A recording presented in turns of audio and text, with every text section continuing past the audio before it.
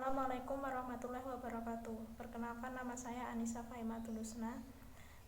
Nomor induk mahasiswa 20120022. Di sini saya akan menjelaskan tentang masa awal berdirinya Kerajaan Safawi. Kerajaan Safawi awal mulanya diambil dari sebuah nama tarekat di Ardabil, yaitu di kota Azerbaijan yang bernama Safawiyah. Nama ini diambil dari nama pendirinya, yaitu Safi ad-Din. Tarekat ini dipertahankan sampai akhirnya menjadi politik dan terus dilestarikan sampai akhirnya mendirikan Kerajaan Safawi. Dalam perkembangannya, Kerajaan Safawi sering bentrok dengan Kerajaan Turki Utsmani. Kerajaan Safawi berbatasan sebelah barat dengan Kerajaan Turki Utsmani dan sebelah timur dengan Kerajaan India Mughal. Kerajaan Safawi menganut mazhab Syiah sehingga kerajaan ini menjadi peletak pertama berdirinya kerajaan negara Islam di Iran.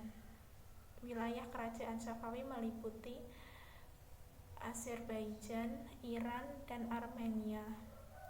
Pada abad ke-15, Safi ad-Din mengganti mazhab kerajaan Safawi menjadi mazhab Syiah sehingga pada masa tersebut menjadi masa militan. Kerajaan Safawi menganut sistem monarki, yakni sistem kerajaan. Statusnya sebagai kekaisaran dan ibu kotanya terletak di Tabriz.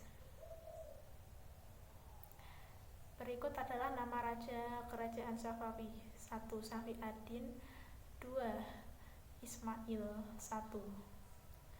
Sekian, terima kasih. Wassalamualaikum warahmatullahi wabarakatuh. Assalamualaikum warahmatullahi wabarakatuh. Perkenalkan, nama saya Aprilia Rahyunise, nomor induk mahasiswa 201200023. Di sini saya akan menjelaskan mengenai kemajuan-kemajuan yang dicapai oleh Kerajaan Safawi. Perkembangan dan kemajuan peran kesejarahan Kerajaan Safawi begitu besar.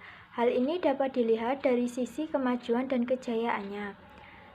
Dengan demikian, masa kemajuan Kerajaan Safawi tidak langsung terwujud pada masa dinasti itu berdiri di bawah pimpinan Ismail sebagai raja pertama. Kejayaan Safawi yang gemilang baru dicapai pada pemerintahan Syah Abbas yang agung, yaitu Raja Kerajaan Safawi yang kelima. Walaupun begitu, peran Ismail sebagai pendiri Kerajaan Safawi sangat besar sebagai peletak pondasi bagi kemajuan Kerajaan Safawi di kemudian hari. Beberapa kemajuan dalam berbagai aspek pada masa pemerintahan Kerajaan Safawi antara lain adalah sebagai berikut. Yang pertama, kemajuan pada bidang politik dan pemerintahan.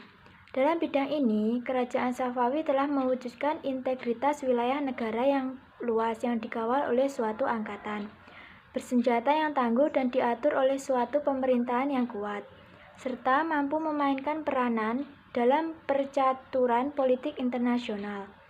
Kekuatan politik suatu negara ditentukan oleh kekuatan angkatan bersenjata. Syah Abbas I juga telah melakukan langkah politiknya. Yang pertama, membangun angkatan bersenjata dinasti Safawi yang kuat, besar, dan modern. Kemajuan yang kedua adalah pada bidang ekonomi. Kerajaan Safawi pada masa Syah Abbas mengalami kemajuan di bidang ekonomi, terutama pada bidang industri dan juga perdagangan. Di antara kemajuan yang tampak dalam bidang ekonomi adalah: yang pertama, ramainya perdagangan melalui Teluk Persia dan meningkatnya ekspor Safawi, terutama komoditi sutra. Yang kedua, lancarnya perdagangan dengan luar negeri, terutama dengan Inggris, hingga menimbulkan iri para niagawan Portugis.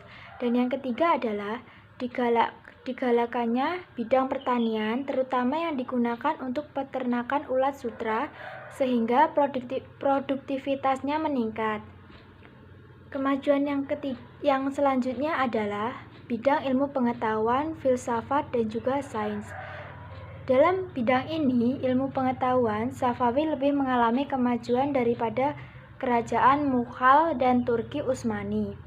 Pada masa Safawi, filsafat dan sains bangkit kembali di dunia Islam, khususnya di kalangan orang-orang Persia yang berminat tinggi pada perkembangan kebudayaan.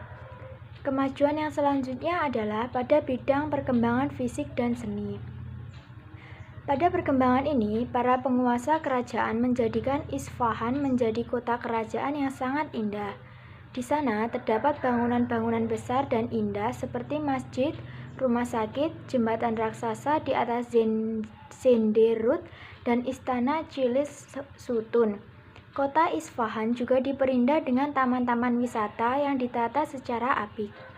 Di bidang seni, kemajuan nampak begitu terlihat dalam gaya arsitektur bangunannya, seperti terlihat pada Masjid Shah yang dibangun tahun 1611 Masehi dan juga Masjid Syaikh Lut Allah yang dibangun pada tahun 1603 Masehi. Sekian penjelasan dari saya, atas kurang lebihnya saya mohon maaf. Wassalamualaikum warahmatullahi wabarakatuh. Assalamualaikum warahmatullahi wabarakatuh. Perkenalkan, nama saya adalah Ardiani Padangkinantan. Saya akan melanjutkan materi tentang masa kemunduran Safawi.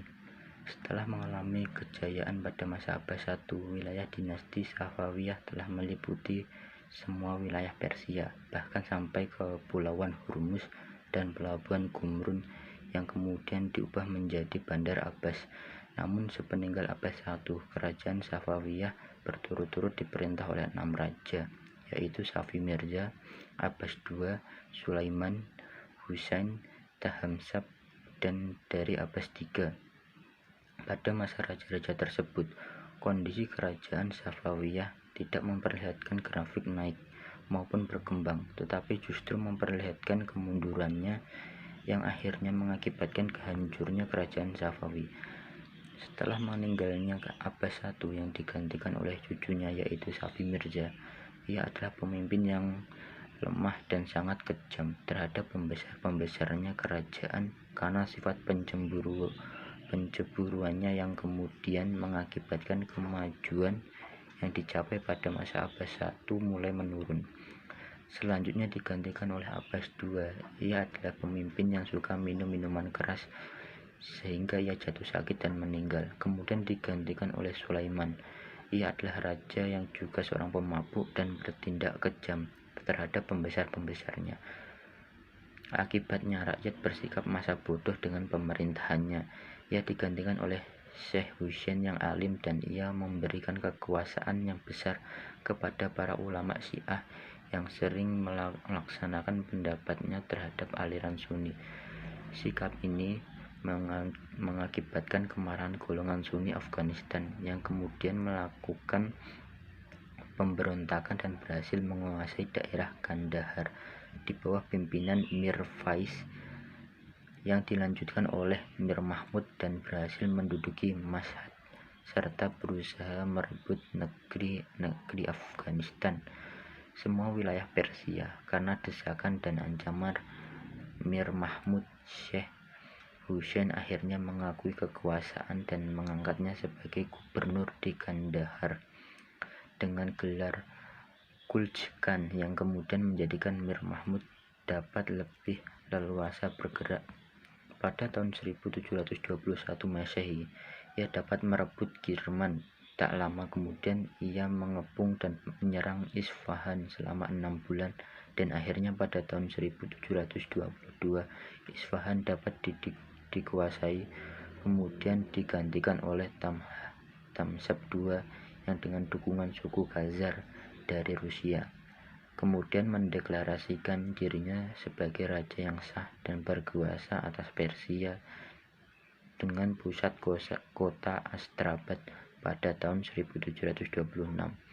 Ia bekerja sama dengan Nadir Khan dan suku Afghanistan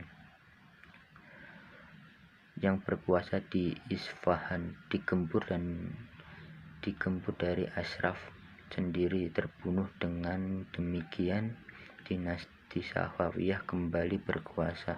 Namun pada bulan Agustus 1732 Tamsab II dipecat oleh Nadir Khan dan digantikan oleh Abbas III yang masih sangat kecil. 4 tahun setelah itu Nadir Khan mengangkat dirinya sebagai raja menggantikan Abbas III. Dengan demikian berakhirlah kekuasaan dinasti Safawiyah. Demikian penjelasan dari saya, kurang lebihnya saya mohon maaf. Wassalamualaikum warahmatullahi wabarakatuh. Pada tahun 1722 Isfahan dapat dikuasai, kemudian digantikan oleh Tamsab II yang dengan dukungan suku Khazar dari Rusia kemudian mendeklarasikan dirinya sebagai raja yang sah dan berkuasa atas Persia dengan pusat kota Astrabad pada tahun 1726. Ia bekerja sama dengan Nadir Khan dan suku Afghanistan yang berkuasa di Isfahan, digempur dari Ashraf sendiri terbunuh. Dengan demikian dinasti Safawiyah kembali berkuasa. Namun pada bulan Agustus 1732 Tamsab II dipecat oleh Nadir Khan dan digantikan oleh Abbas III yang masih sangat kecil. 4 tahun setelah itu Nadir Khan mengangkat dirinya sebagai raja menggantikan Abbas III. Dengan demikian berakhirlah kekuasaan dinasti Safawiyah. Demikian penjelasan dari saya, kurang lebihnya saya mohon maaf. Wassalamualaikum warahmatullahi wabarakatuh.